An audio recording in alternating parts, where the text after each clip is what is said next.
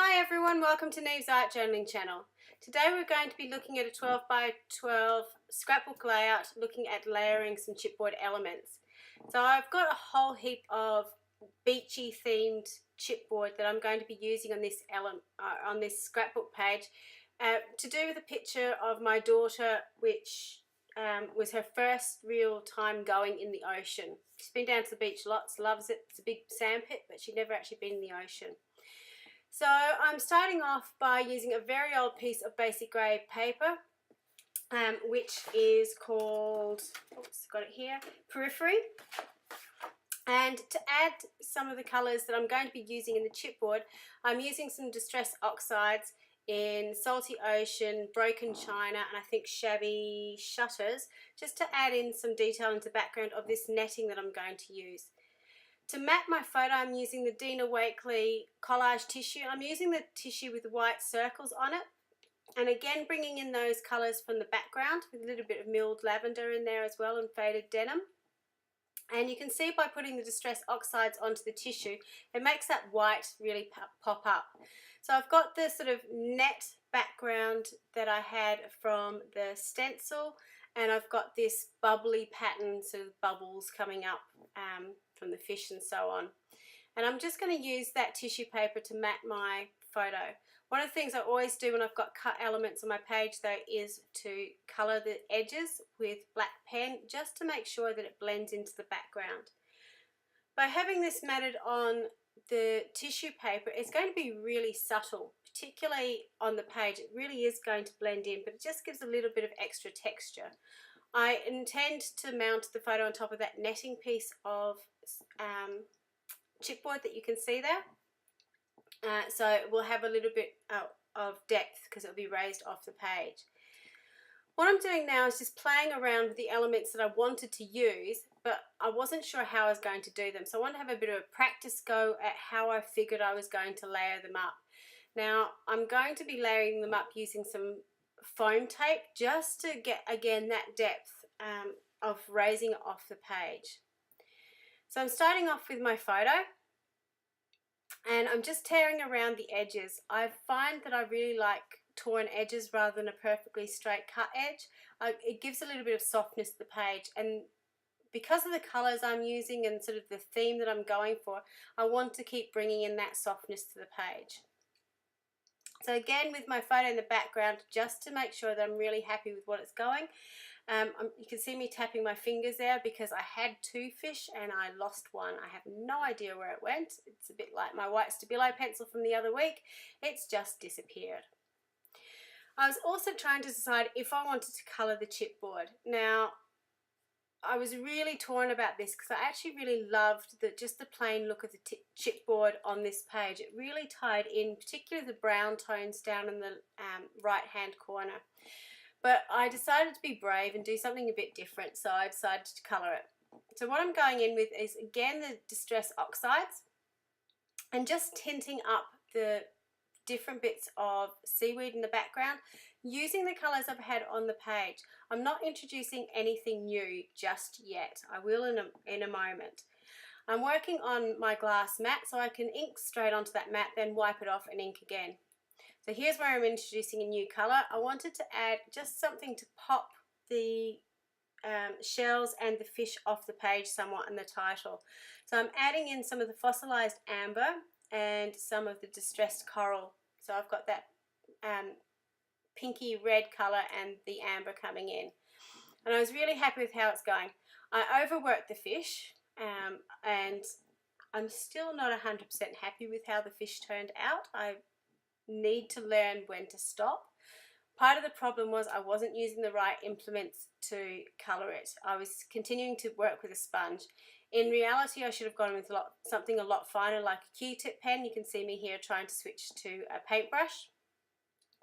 But one of the problems with using Distress Oxides to do this technique is Distress Oxides by their nature want to react with water.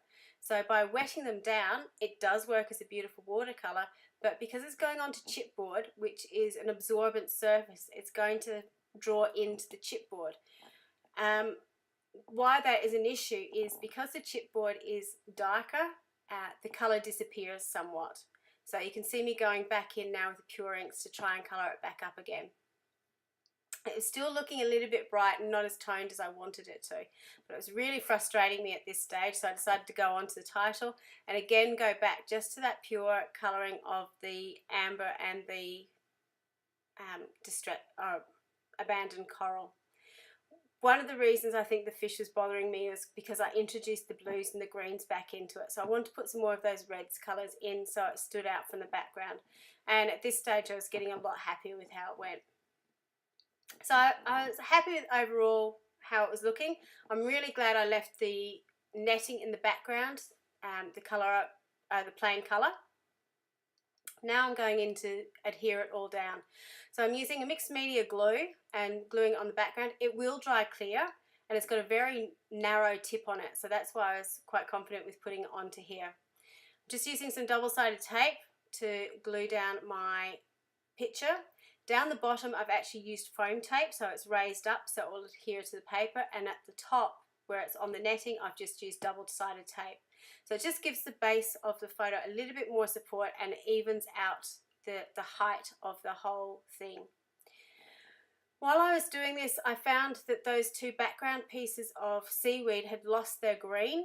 They just blended in a little bit too much to the background, so I just put a little bit more ink over the top. And that's the great thing about distress inks, is you can go back and you can re-layer and re-add colours to this. To do this same technique, you could certainly use acrylic paints to paint them up, or your normal inks, but I just wanted something really soft when I was doing this because I had that really soft colour in the background, and I found that using the Distress Oxides, by their nature, they're kind of soft, almost chalky finish, so they worked in really well. What I'm doing now, very haphazardly, is using some foam tape and cutting it down really fine so again that my title can be lifted off the page.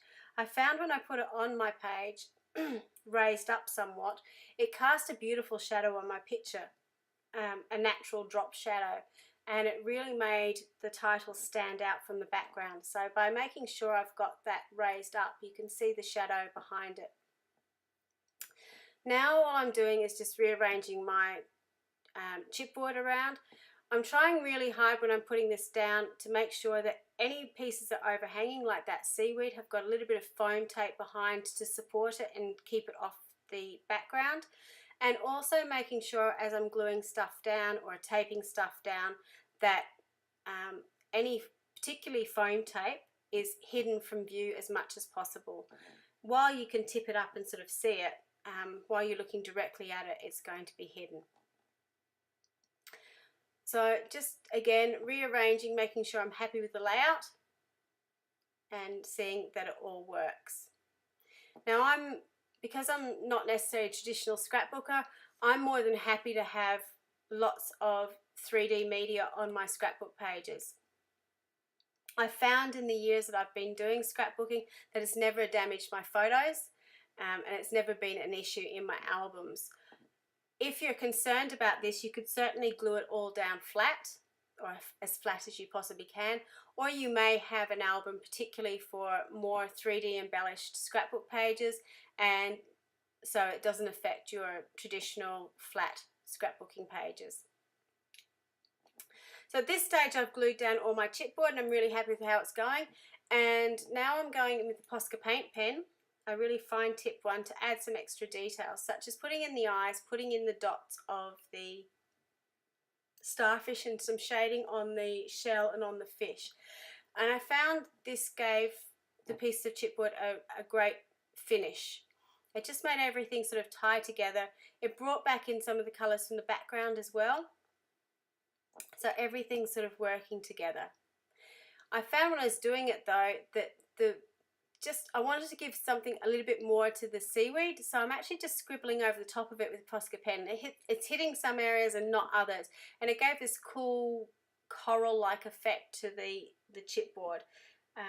And because of the nature of the Distress Oxides, because it is a water-activated media, by putting the wet paint pen over the top, it sort of blended into the oxides and tinted it, so you got these beautiful pastel blue colours throughout it.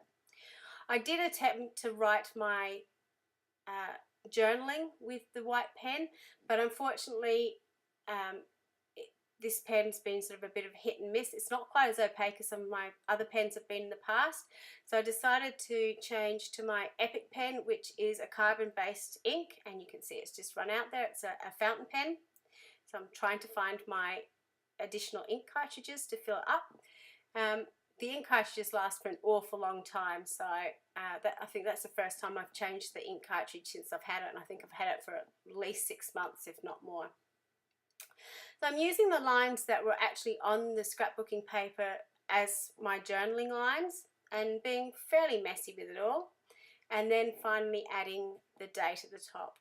So this is a close-up of the page and of the pieces. You can see in this piece, or this photo in particular, the shadowing that's happening, which is what I really love about using 3D media on my scrapbooking pages. I hope you enjoyed this video, and thank you for tuning in, and I will see you next time. Bye for now.